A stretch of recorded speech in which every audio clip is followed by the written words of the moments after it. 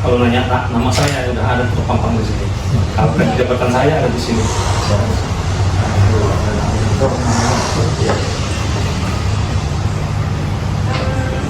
Baik, saya di sini mau menanyain topiknya itu tentang orang ini dan hubungannya sama keluarga. Karena nanti mau di saya jadi ini sebagai wawancara. Izin dulu saya minta waktu Bapak sebentar untuk mengajukan beberapa pertanyaan. Terima kasih atas izinnya. Pertanyaan pertama,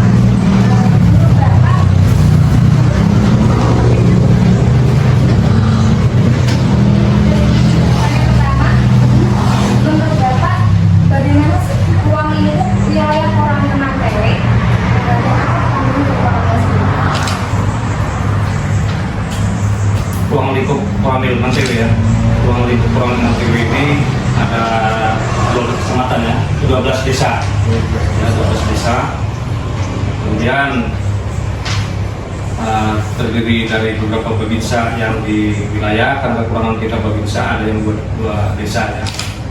Ada yang 2 desa, ada juga yang 1 desa. Kemudian Koramil itu kepanjangan Komando Rayon Militer. Kalau dan Ramil itu berarti komandannya Rayon Militer kan. Kalau Koramil itu kantornya, kalau dan Ramil itu orangnya. Ya, jangan salah. Jadi kadang-kadang orang Bapak Koramil salah itu. Kalau nyebut orangnya itu berarti Bapak dan Ramil atau Bapak Babinsa ya. Salah nanti.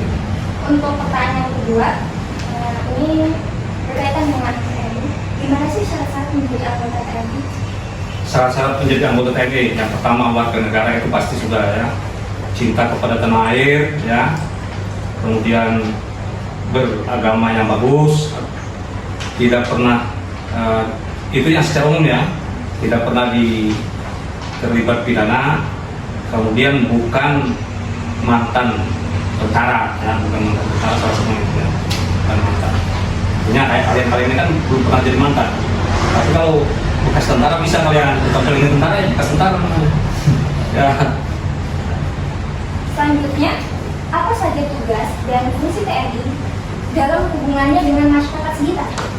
Dengan hubungan masyarakat itu, di situ ada di Undang-Undang TNI ya, kita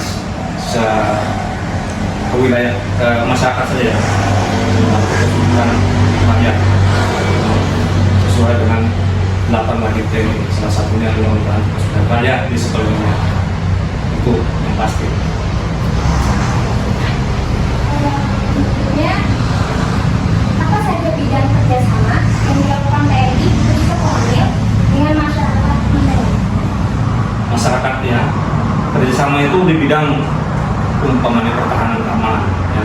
Kita saling koordinasi apabila ada kejadian-kejadian, mungkin di desanya ada permasalahan, itu sampaikan sama babinsanya biar bisa diatasi ya.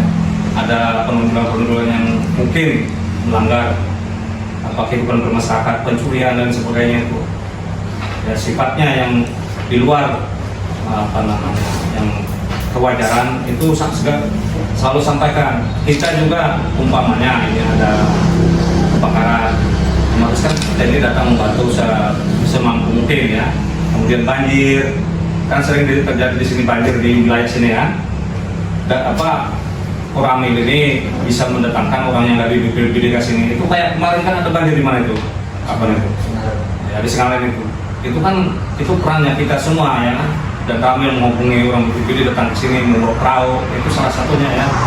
Kemudian longsor di atas kita bantu membersihkan bersama masyarakat. Karena kita selalu harus bersama-sama masyarakat. Kalau kita ada kegiatan masyarakat, ada kejadian-kejadian di masyarakat, kita tidak ada di situ, kita disalahkan. Nah, kalian kalau ada kejadian-kejadian itu segera lakukan, misalnya Pak ada longsor, ada banjir dan sebagainya. Tapi kalau ada dompetnya hilang ya nggak bisa kita nyari.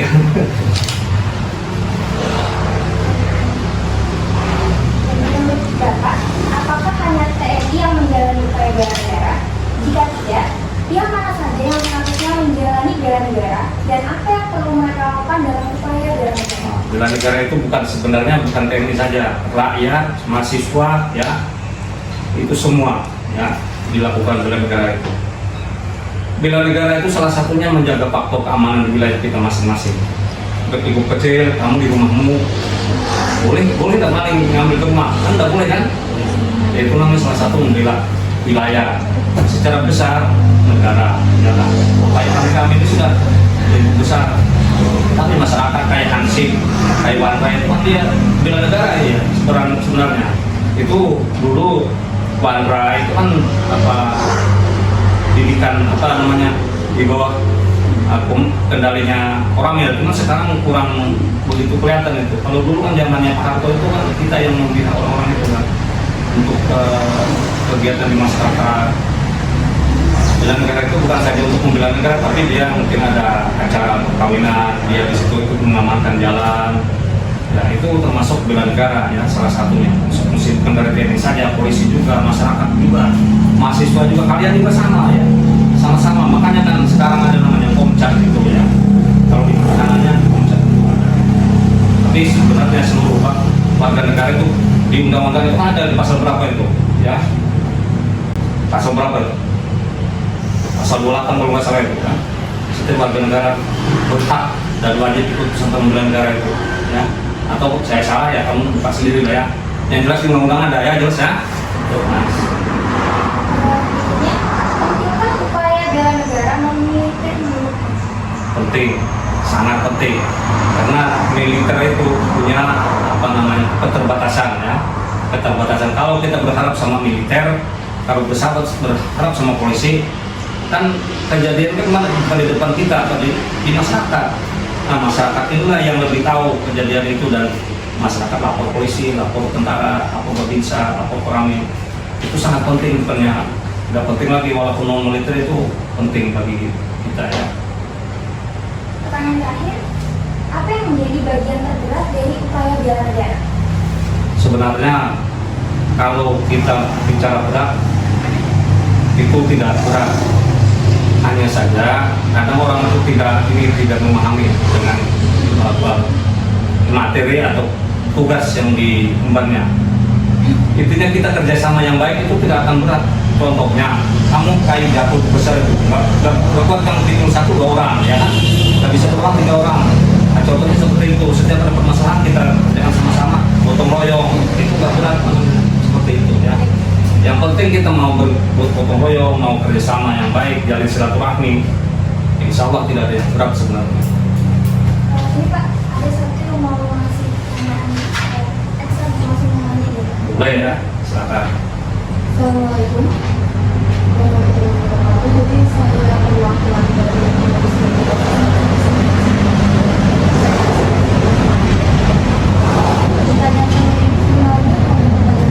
saya muncul dalam benak saya dan saya ingin mengetahui spesifikasi yang tadi Bapak sampaikan kerjasama di bidang keamanan. Secara spesifik di bidang keamanan apa? Keamanan ya. Secara spesifik itu keamanan dan ketertiban di masyarakat itu ya, kita menjaga sama-sama. Jangan sampai ada keributan di masyarakat. Mau nggak masyarakat ribut kita? Kita mau kan? Ya kan? Tidak boleh masyarakat ada ribut, kita selesaikan sama-sama. Ada permasalahan kita selesaikan. Di situ ada kepala desa, di situ ada RT. Kan itu hubungannya secara spesifik, secara apa ya? Nah, seperti itu ya. Jangan sampai ada, kita tidak menginginkan wilayah kita yang ada hal-hal yang tidak diinginkan masyarakat, tidak diinginkan kita semua.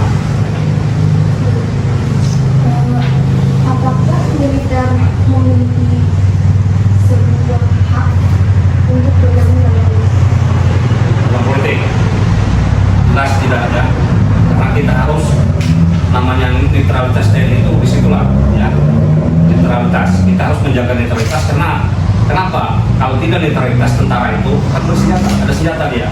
Kalau berblok-blok, berpihak-pihak, dia nanti selisih paham, dia baku tembak dia. Itu yang masalah ditakutkan ya. Karena ada alat perang itu. Kalau nggak ada alat perang mungkin boleh-boleh saja. Yang takutnya kan alat perang itu. Pokoknya Pak Andre mendukung si A, saya mendukung si B, ribut nih. Saya tembak Pak Andre atau Pak Andre nembak saya. Nah di situ yang ditakutkan itu kan tembak menembak itu ada alat perangnya. Makanya di situ harus jaga netralitas itu untuk situ ya. Nah, tidak boleh berpolitik praktis karena politik itu adalah politik negara. Apa yang diinikan negara kita ngamankan politik itu. Contohnya siapa yang terpilih jadi presiden kan kita nggak bisa. Walaupun orangnya kemarin di situ yang di sawit-sawit ini makanya picak kakinya patah, tapi terpilih jadi presiden kita wajib mengenang dia. Nggak bisa dihina. Nah disitulah politik negara namanya. Politik TNI, politik negara itu yang sah secara undang-undang itu harus kita amankan. Walaupun kita tidak suka dengan itu, tidak ada bahasa tidak suka lagi kalau sudah terpilih. Kalau sudah dilindungi undang-undang tidak bisa kita. Ya, contohnya dulu kita kan Pak Bus kan nggak mungkin kan kalau pribadi kan nggak mungkin milih beliau, kalau kita akan beliau nggak bisa melihat. Tapi setelah terpilih, karena kami itu netral tidak boleh memilih, siapapun yang terpilih maka akan diamankan. Itu wajib sudah mengamankan. Kedepannya adakah harapan dari militer untuk aspirasi kepada warga? Aspirasi. Jadi gini ya, kalau dari militer ke warga itu hanya kami memberi dorongan kepada warga, silakan. Contohnya kalau ada mau masuk tentara atau masuk polisi, silakan pilih, siapkan kesehatanmu, siapkan fisikmu dan lain sebagainya. Kalau masalah berpolitik kami tidak bisa mengarahkan keluarga ya, tidak bisa masalah berpolitik. Contohnya kita sekarang kan mau pemilihan bupati ini atau pemilihan gubernur, nggak mungkin kami pilih apa yang siapa ini, yang laki-laki atau pilih ibu itu kan nggak boleh. Ya. Nah harapannya keluarga silakan pilih, warga yang punya hak pilih silakan pilih mana yang terbaik, silakan. Itu saja. Kalau kami itu begitu aja bisa. Baik, terima kasih atas jawaban Bapak. Saya rasa pertanyaan saya cukup. Saya kembalikan kepada Riano. Terima kasih atas jawaban dan waktunya. Sebenarnya ini pertanyaannya sudah selesai, tapi karena tapi boleh. Oh, boleh. Yang nggak boleh itu bunuh diri. Nah, itu nggak boleh. Kemarin itu yang berapa? Yang berapa kan nggak Pak?